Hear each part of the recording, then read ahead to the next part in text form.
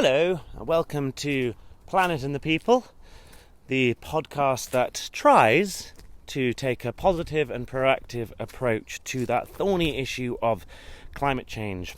Now, last week I talked a bit about the origins of pandemics and the correlation between emerging disease and the destruction of wildlife, the loss of biodiversity, deforestation, generally lots and lots of destruction. So this week I am flipping that on its head slightly and talking about the protection of wildlife, the protection of natural habitats, biodiversity, the prevention of forests being chopped down and keeping them all standing, which is the work of Ecosphere Plus. Now, Ecosphere Plus is an organisation that uses in their conservation projects a tool that is considered by some to be slightly controversial, and that is carbon offsetting and carbon credits. There are many that believe that carbon offsetting is an excuse and it gives big companies a license to continue with bad habits, environmentally destructive habits, so long as they contribute financially to environmentally positive projects that suck carbon dioxide out of the atmosphere. That is a common view, and it is a question that I put to my guest for this week. And that guest is Lucy Arndt, who works at Ecosphere Plus. Lucy also happens to be a friend of mine who's married to a very, very good old friend of mine, Nick Shute. Now, I really wanted to have this conversation with Lucy in person, ideally. It was at a time that things were starting to feel like we could have conversations in person. But then the second lockdown hit. That second, slightly bizarre halfway house lockdown in November. So instead of resorting to Zoom, we decided to meet up for a walk in Lucy's local Epping Forest, where I brought along 2 microphones so we could stand at a distance, and I asked Lucy all about her work at Ecosphere Plus. Nick also came along for the ride, not just because he's my mate, but also because his company, Dodds and Shute, a design consultancy company, recently had a major sustainability overhaul of their practices, if that's the correct phrase. And they were very much helped along by Ecosphere Plus and by Lucy. So he came along as a little bit of a case study of the work that Ecosphere Plus is trying to do.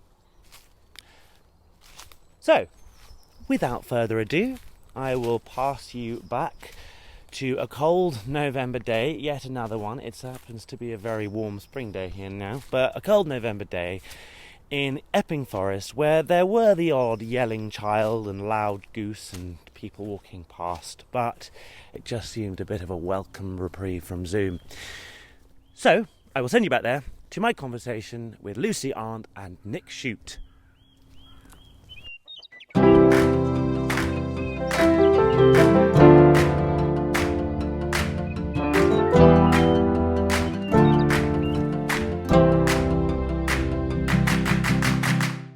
Well, here we are in Epping Forest. Hello, Lucy. Hi. Hello, Nick. Hello. Nick, I'll talk to you in a little bit, but for now, enjoy your walk with us. Lucy, you have a huge background in climate change, so I would like to talk to you about climate change and about carbon credits and carbon offsetting. So, Lucy, tell me a little bit about yourself. Blank canvas. Great. Amazing. Well, thanks for having me today, Tom. It's really good to speak to you. I guess I started my interest in climate change or sustainability, or really specifically conservation, when I was a kid. This kind of a story that my family tells, that when I was 3, my uncle took me out to like a museum for the day, and we went to go get a McDonald's at the end. And I said, I can't eat those hamburgers because they cut down the rainforest. When you were 3? When I was 3. So yeah, a little sassy, and I definitely, kind of continued on from there in terms of being really interested in various species that I knew were going extinct as a kid, recycling programs, all that kind of stuff. Then I went on to university, and I started university doing a completely different degree, but ended up luckily going to a university that had one of the first sustainable development programs. So I was thrilled to find out that this was actually something that I could study as a degree. So I went on to get my master's in sustainable development from St Andrews, and kind of, went on from there. And what is your career in climate change been so far, in combating climate change? So I started off my career actually working for a British oil and gas company. It was mainly a gas company. It was called BG Group. I worked there for about 4 years. I ended up leading the Sustainability Reporting and Communications program. I was developing the Sustainability Report every year, so that's the main communications tool for talking about, the impacts and the solutions that the company was coming up for in terms of its impact on all sorts of aspects, one of which was climate change. And I also was part of the environment and climate change team in the lead up to COP21. Yes. COP21 resulted in the Paris Climate Change Agreement. It did. How was that being there?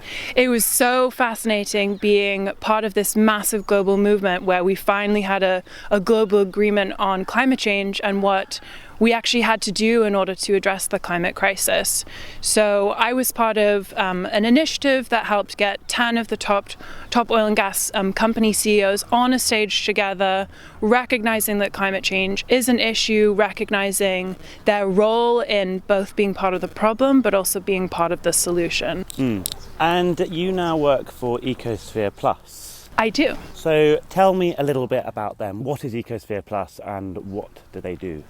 So Ecosphere Plus, we represent the largest portfolio of forest conservation and restoration projects that are generating carbon credits. So we work with businesses large and small to address climate change and find ways to integrate natural climate solutions, so that's forest conservation and restoration, into their approaches.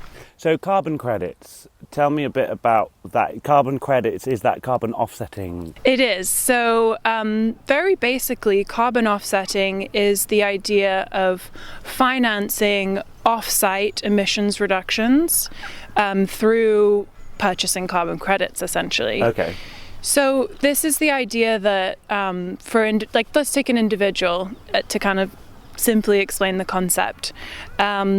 So I'm from the US. My family currently lives in the US. If I want to travel to go see them, unfortunately, the only kind of realistic option is flying. We don't have solar planes yet or other kind of more sustainable ways to travel there. So if I want to go see my family, if I care about climate change, something I can do is compensate for the emissions that are generated by that flight by financing a project that is reducing or avoiding emissions somewhere else. So companies also take this approach that if they are, care about climate change, want to take action on what they're doing for their business, they can finance these off-site emissions reductions and therefore compensate for the impact that they are having as a business. So a lot of people say with carbon offsetting that it can be used as a bit of an excuse for continuing bad habits and continuing business as normal,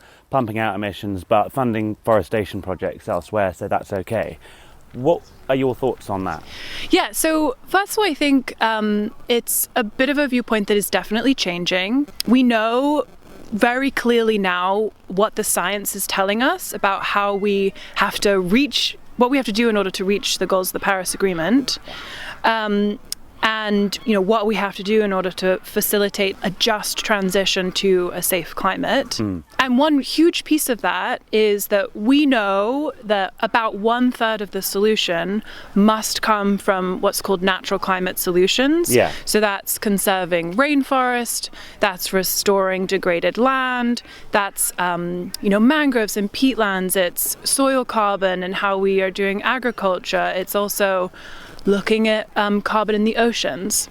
So particularly on that front, we know that, as I said, this is 1/3 of the solution, but it's only currently receiving about 3% of the climate finance.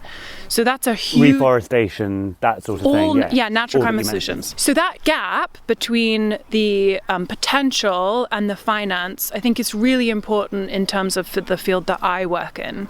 So carbon offsetting is one of the main mechanisms that we have for channeling large-scale finance to forest conservation and restoration. So I think that's one key part of why carbon offsetting is really important, and why it's a really valuable climate activity for companies to be taking. In terms of the kind of get out of free jail card aspect, there has been a lot of research done to show that companies that are offsetting are also proportionally taking much greater action internally in terms of what they're doing on reducing their carbon footprint, and also in terms of setting carbon reduction targets than companies that are not offsetting. So it's really the leaders in sustainability and climate action that are incorporating offsetting as one piece, it's one tool in the toolbox for addressing climate change. What sort of things are companies doing apart from offsetting? All sorts of things. So one of the main first steps a company has to take is really measuring or understanding where their emission sources are coming from and understanding what is material. So they are designing the actions they're taking based on what is the most material, of course. So it really depends on what industry you're looking at. But if you're looking at supply chain companies, for example, they are looking at, changing supply chain routes, where their commodities are coming from. So we know, for example, that 4 key commodities are driving some of the largest deforestation in the world. So that's beef, soy, palm oil, and timber. So there's a lot of work at the moment going into how companies can be either changing the standards of the commodities that they're sourcing, changing the agricultural practices on the ground, things like that. So I think that's a really kind of key aspect of how the carbon footprint of companies that doesn't necessarily get a ton of airtime. But then, of course, there's all the more obvious ones. So changing energy supply to being renewable energy, simple things such as, bringing in better technology for doing distance meetings, so not having to fly. We've seen that something that's coming into play a bit now this year for COVID. But then other aspects such as innovation in their product lines. So a lot of companies, their biggest area for their carbon footprint is what's called Scope 3. Okay. So Scope 3 is emissions that are sort of outside of the boundary of the company themselves. That could be either in their supply chain, as I just talked about, or of the use of their products by their customers. So for us, for example, that could be a mobile phone. Scope 3 emissions are the charging and the use and the disposal of that phone. Okay. So Scope 3 is how to deal with our individual products and what happens with them. Is that how that works? Yeah, so I think it's important to outline what Scope 1, 2, and 3 emissions are for a company. So it's basically defining the boundaries of a company's role in emissions. So Scope 1 really covers direct emissions from owned or controlled sources. Scope 2 is really the generation of purchased electricity. That's kind of the main source. And then Scope 3 includes all other indirect emissions that occur in a company's value chain. So that's either supply chain or, as I was mentioning, in the consumer end. So how consumers are using a company's product or service.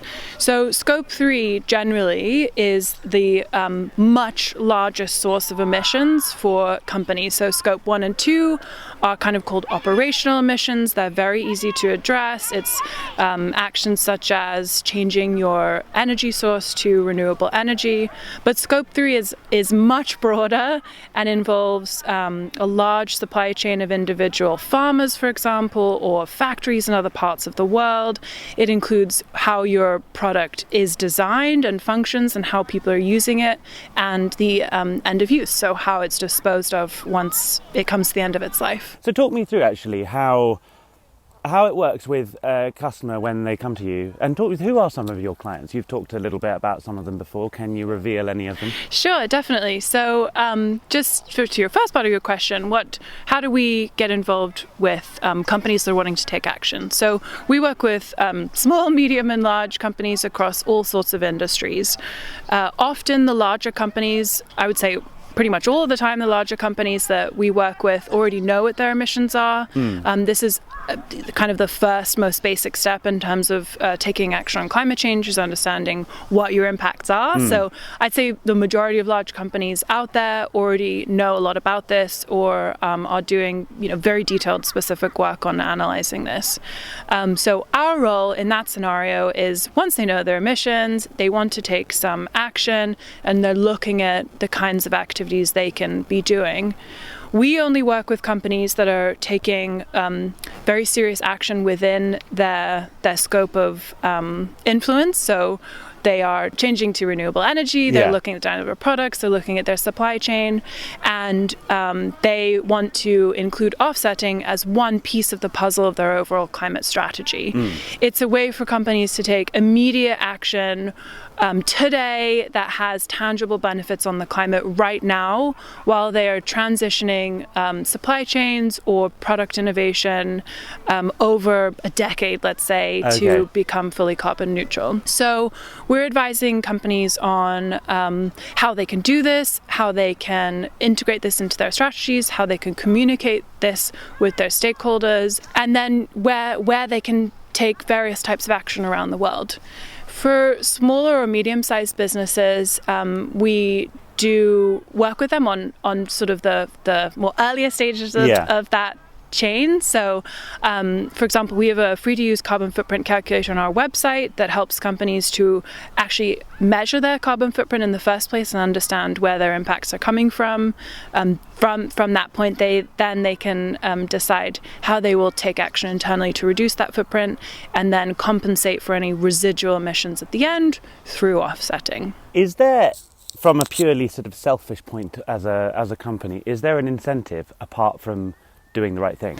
Yes. So I think we're really seeing that taking significant action on climate change is becoming really a license to operate for many companies around the world. That there is a huge growing increase of interest from all sorts of stakeholders, whether that's customers or investors or staff, for companies to take proper action on climate change. We're seeing carbon offsetting programs being a way that companies are engaging customers in offering them an option to take action on climate change, bringing them into being part of the solution, and really doing something together. So I think that has become very apparent in the last couple of years in terms of the number of companies that are doing things such as launching net zero targets or different products for customers that involve offsetting or sustainability in very core ways about what they're offering. So back to your earlier question about some of the companies that we're working with. So I guess some of the big buckets of industries that are taking action in this field, one for sure is the oil and gas sector. Yes. So they, of course, are a big polluter. They have a big impact on the climate. So they have a big responsibility to take action. That is an industry where it will take a long time to transition to other forms of energy. We all drive, we all fly, we all need energy for our factories and homes. Unfortunately, it's not something we can kind of just turn off the lights and switch over immediately. So carbon offsetting is becoming one tool that they are using in order to have an immediate impact on climate right now. So one company that we're working with in this field is Shell. In the last year, they've launched programs in several key countries to offer carbon offsetting to... Wait, hang on. We might have to say that again. There's a child screaming. Carry on. So, Shell has launched programs in several of their key countries over the last year to offer carbon offsetting when customers are purchasing fuel at pump stations. So, for example, in the UK, they launched this around a year ago. It was available free to customers when using the Shell app, so that the petrol that was being purchased is carbon neutral from the pump. Okay. Which is a fantastic example of kind of expanding the ways that normal people are able to access carbon neutral products and services in the transition to, Shell bringing in other forms of energy that lower the carbon footprint.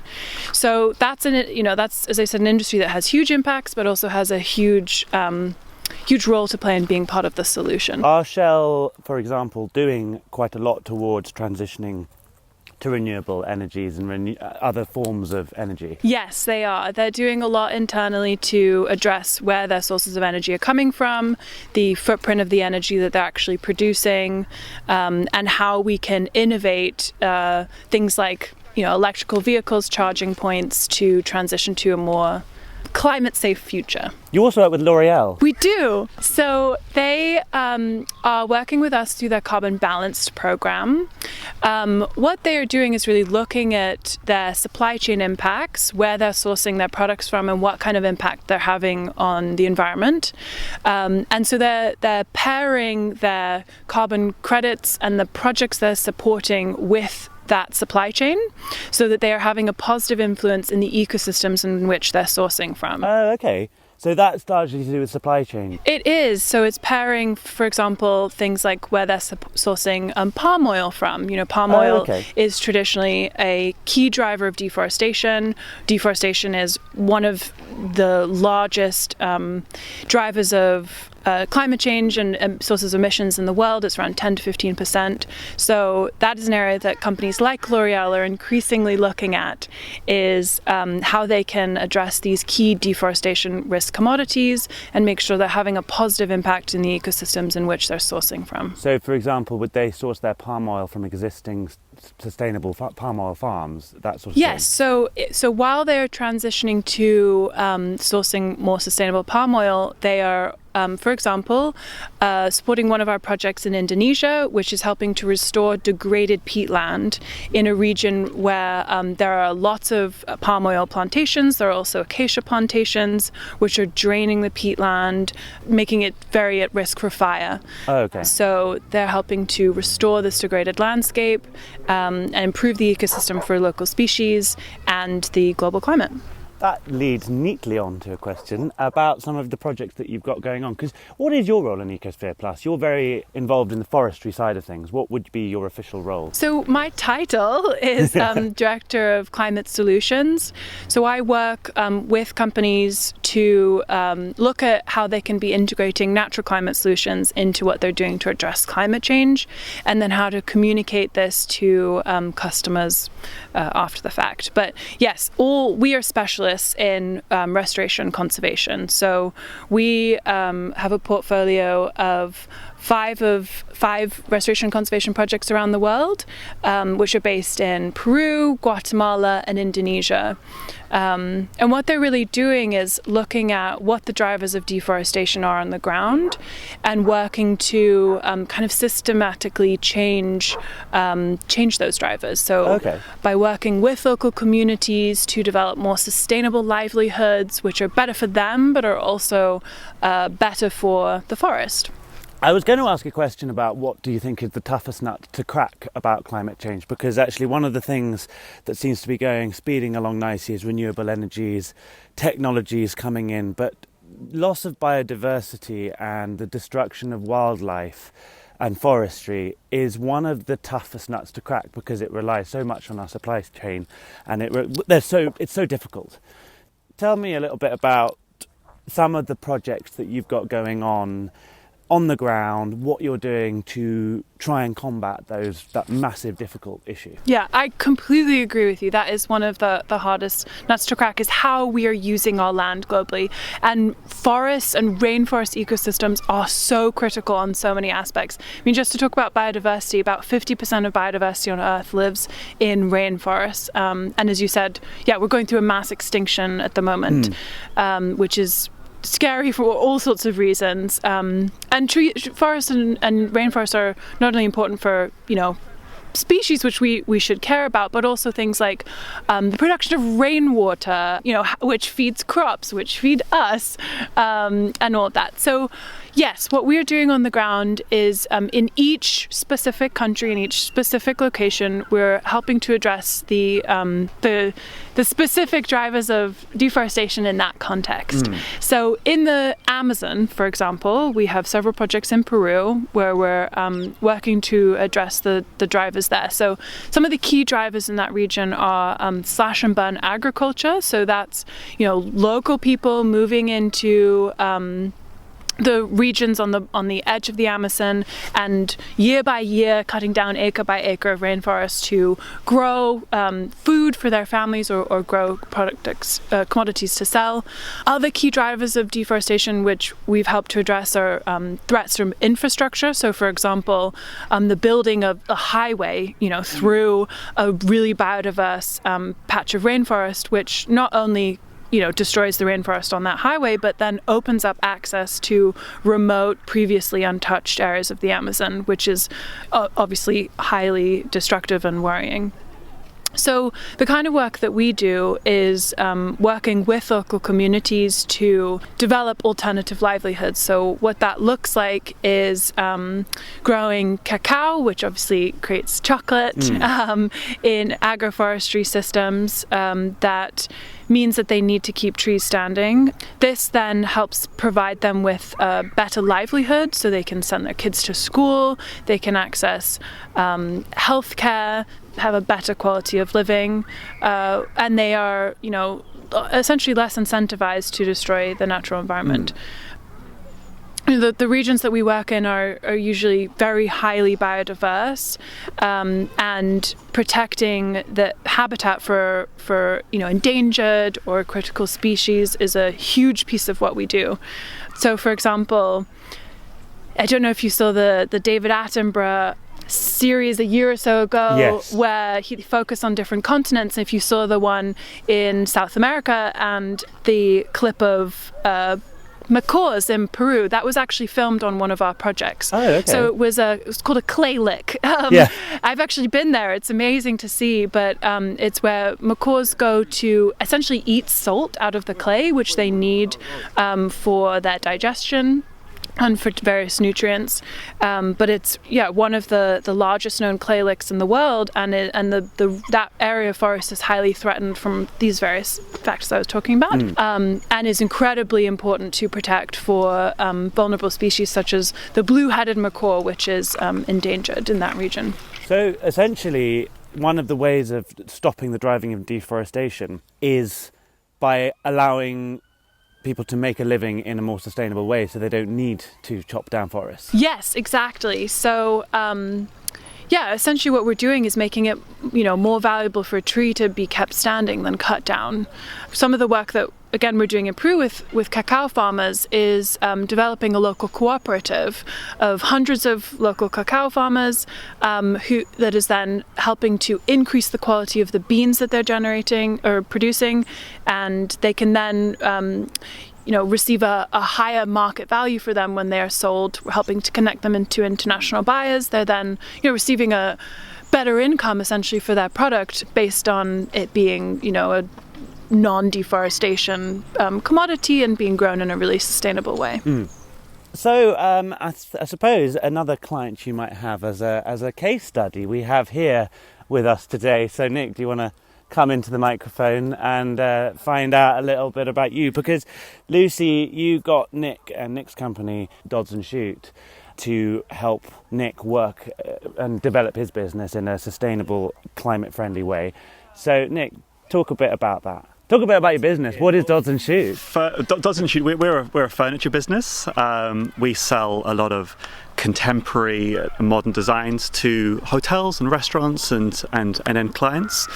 And we started getting involved in kind of how we need to be kind of more responsible and address our impact around the time of the Paris climate talks, when Trump pulled out. And all of a sudden, there was a real kind of shock around America, but around the world. A lot of American businesses started standing up and going, we're going to be the one, we're going to hold ourselves accountable for the kind of the impact that the American government was supposed to do. We're going to take that responsibility on board. And that really resonated with me, that we can't leave this in the hands of governments and big businesses as well, that small businesses like ours, but also consumers, they need to stand up and kind of go, we're going to be responsible with what we do, and we're going to kind of collectively make a difference.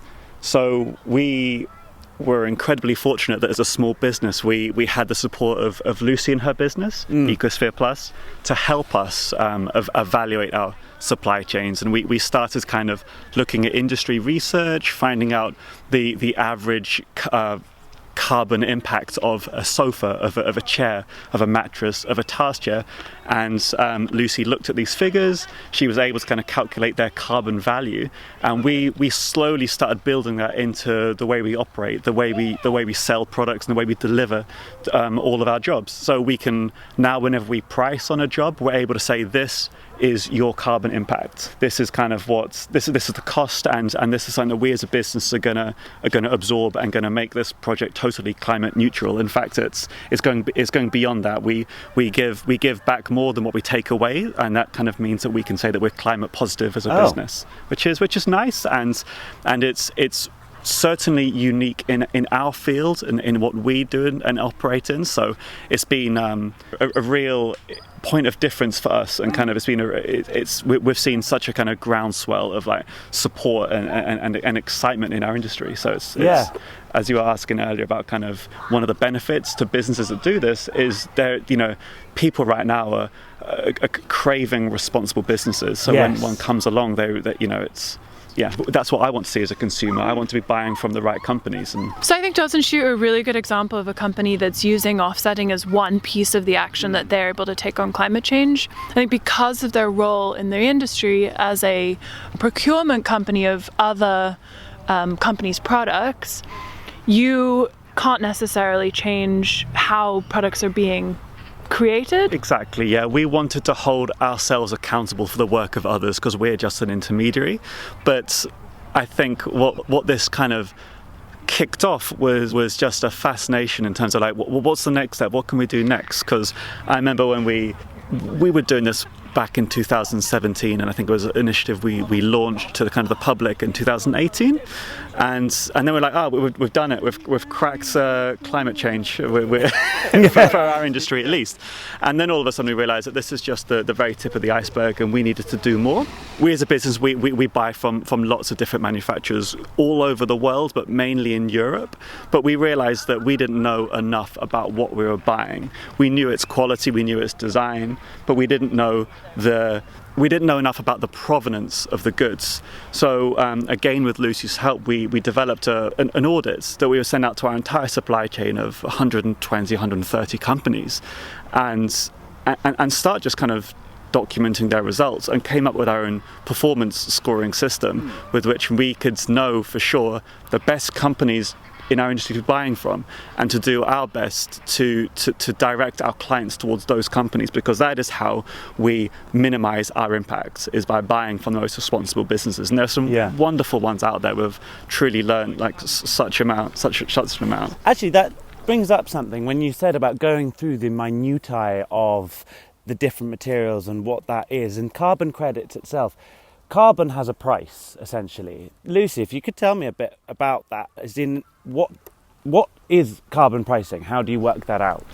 Yeah, so unfortunately we do not have a unified global system of carbon pricing across the world. Oh, is there not? No, there is not. So eventually, hopefully we get to a system where carbon is accurately priced into all goods and services, and we are all understanding the carbon impact of everything we do. But unfortunately, we're not at that place yet. The Paris Agreement did start to move us towards that, but some key pieces of the agreement that's around carbon trading and carbon pricing effectively has not yet been worked out. So there's not a global unified system. So there are all sorts of ways that carbon is priced at the moment. There's analysis that's been done to understand what is the price to the world for each ton of carbon that's emitted based on air quality and loss of species and all that kind of thing. But when we talk about carbon pricing on our projects and the kind of carbon price that companies are paying for 1 ton of carbon from our conservation restoration projects, that's partly based on market dynamics of supply and demand, but it's also based on the actual price for operating those projects. So unfortunately, in the last few years, the carbon market has not had as much demand to match the supply. So prices have been depressed, meaning that projects are not generating the kind of income and revenues that they need to be in order to really be bringing substantial benefits to local communities. So demand has been increasing in the last year, which does mean that prices are rising. And that demand in carbon... for carbon credits. Yes, has been increasing, so that demand is now meeting the supply of credits that are being generated, which means that a higher price is able to be achieved. So we really need to be in a scenario where carbon pricing at the moment is sort of at an average of, let's say, $5 a ton, but it needs to be many multiples higher than that to substantially bring the kind of climate impacts we need in order to reach the goals of the Paris Agreement. Are we going to reach a stage where, with like the FSC mark that kind of puts a value on a tree and putting a value on carbon, that it's going to become too expensive to cut down a tree? For a company to justify the price of cutting this down to make a chair is going to outweigh the cost of the chair. Well, and that's the scenario we need to reach for local communities, so that the cost of keeping trees standing is better for them than the cost of cutting that tree down. So that's the work that we're trying to do on the ground, that to show local communities that keeping their trees standing, their forest standing, is better because they're earning income from sustainable cacao grown in agroforestry systems, which rely on forest remaining, or from ecotourism, which is based on local wildlife hotspots being healthy and not degraded. Is the carbon credits tradable? Yes. Is it something that's traded on the stock market? Not on the stock market, but they are bought and sold. So effectively, what happens is one carbon credit represents 1 ton of carbon that has been avoided or removed on a project. They happen in various ways. I personally focus on conservation and restoration, but that 1 ton of carbon can then be bought and sold. So that is our role. We work with companies to buy these credits in order to finance the work on the ground. But yes, they can change hands, they can be traded, and that is called the carbon market. There are 2 types of carbon markets. There's the regulatory carbon market, which is what governments are doing to bring in various carbon pricing schemes. The EUTS is the EU emissions trading system, which the European Union has put in place to try to help regulate carbon emissions in Europe. But then what I'm involved in is the voluntary carbon market. So that is voluntary action that companies are starting to take in this field. Is there something in law about valuing carbon and about companies actually treating their carbon footprint accordingly? Well, policy across the world really varies in terms of climate change, but effectively no. No, okay. Well, I suppose, would you like to see a policy happen? Yes, we need a unified system of pricing carbon and for carbon to be priced into how products are made and their impact on the environment. But the way that various governments are addressing this vary, and a lot of it links back to, again, the Paris Agreement and the nationally determined contributions, they're called, or NDCs, that each country submitted as part of the Paris Agreement to outline how they were going to take action on climate change and reach those goals. So the science really says that we need to reach net zero carbon by 2050 as a society. And various governments over the last couple of years have been launching net zero targets for 2050, or some slightly earlier than that. And those targets involve all sorts of actions that they are planning on taking to reach that, some of which is carbon pricing, carbon trading, carbon taxes. But others are reducing deforestation. If you're a nation that has your really valuable forests, or it could be bringing in renewable energy. All sorts of actions that are being taken. So, as a question, if I am the owner of a company, quite a big company or a medium-sized company that is quite high emitting, and I want to do something about that, and I come to Ecosphere Plus, what would I expect? What you would expect would hopefully be an interesting conversation about how you can start to look at financing forest conservation and restoration as one part of your strategy. So I think, as I said, we only work with companies that are taking, significant action internally to reduce their internal operations and footprint, and also the impact of their supply chain and the use of their products and services. But yeah, what we do is help companies understand why financing natural climate solutions is really important from a business perspective for addressing risks and opportunities, and also how they can use this as a tool for engagement. So, quick question. You mentioned COP. You were at COP21 and you've been at 3 COPs. It's Conference of Parties, isn't it? Yes. The international conferences where world leaders gather together to discuss climate change. What would you like to see come out of COP26 from your side of things as Ecosphere Plus and yourself? That's quite a big question, but mainly in your world, maybe. Yeah, so this is a really important COP for a couple of reasons from our perspective. One, of course, it's based in Glasgow, so it's a UK-based COP. Of course, that's really exciting from the perspective of a UK business for COP to be in your own country. I think it really helps to galvanize action across both the private and public sector, which is very important and, well-timed. We really need it. So I think over the next year we could see, we should expect to see a lot of action in the UK, particularly kind of in the COVID green recovery side of things. There's a bit of an opportunity now over the next year to COP. I think the other thing that's really exciting from our perspective, or really essential about the next COP, is that this is the COP, not to get too into the details, but one of the aspects that was kind of left to still be negotiated from Paris, which was 2015, so several years ago, was the carbon markets piece and how markets can play a role in reaching the Paris Agreement. This still has yet to be finalized and negotiated, so how that discussion ends up and how we make progress on that field is really important for future action in the space of the carbon markets. So I've got a question for both of you, really. It's a question I ask everyone, but it's also in relation to COVID. How positive do you both feel about climate change, and how relevant do you think the COVID-19 pandemic has been in what's to come? Nick, how about you? Give that a go. I mean, it's a really tricky one. In some ways, this year's been a bit of a wake-up call for me, because I've been really on an anti-consumerist agenda that we as a society just buy too much, use too much, and waste too much, and we need to just eradicate that. There's too many businesses out there that really shouldn't exist, or that aren't doing enough. They don't care about anything but their bottom line.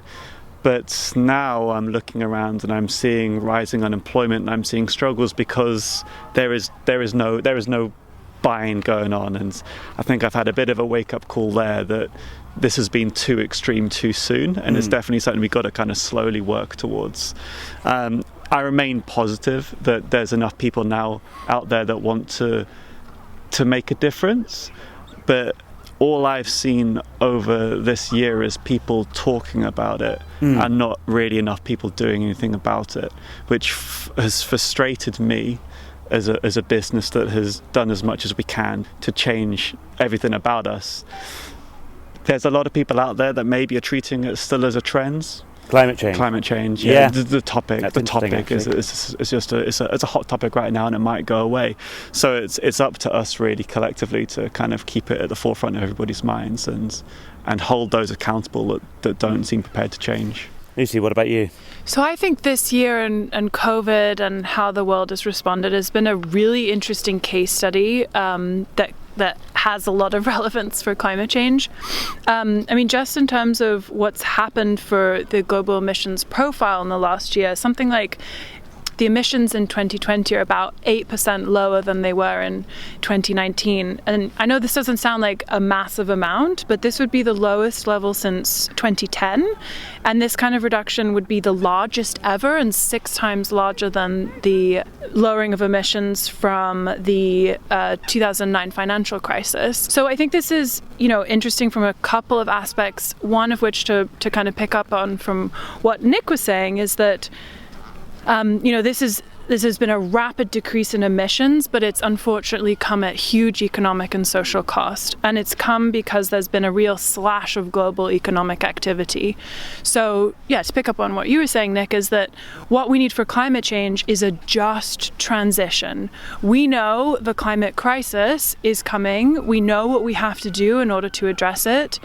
It's what action can we take now in the short period of time that we have while we still have time, so that we don't have the same kind of, crashing out, I guess, in a way that we've had with COVID, that it's a just transition for economy and societies around the world. I think that's really important. We now have this opportunity really ahead of us to grow back better, to have a green recovery, and to make sure that we are, we don't have another global crisis headed for us. We can do something to change that. That's a good point. And I suppose the question is, how hopeful do we all feel about the green recovery? Is there going to be a green recovery? I think I have to be hopeful. It's what I do every day. It's the conversations I'm having all around the world with all sorts of people. I think I have to remain positive. I think we still have this window of action. I'm seeing a lot of really positive signs happening in business, with governments, with people around the world. And I think that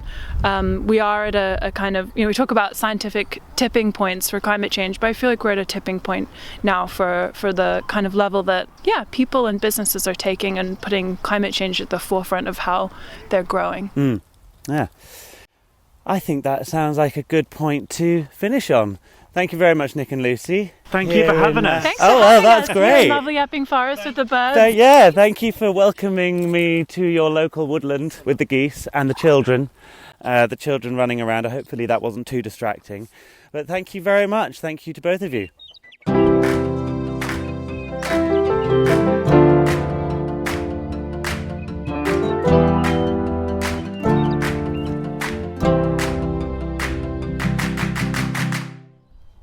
That was Lucy Arndt, and we were joined by Nick Shute.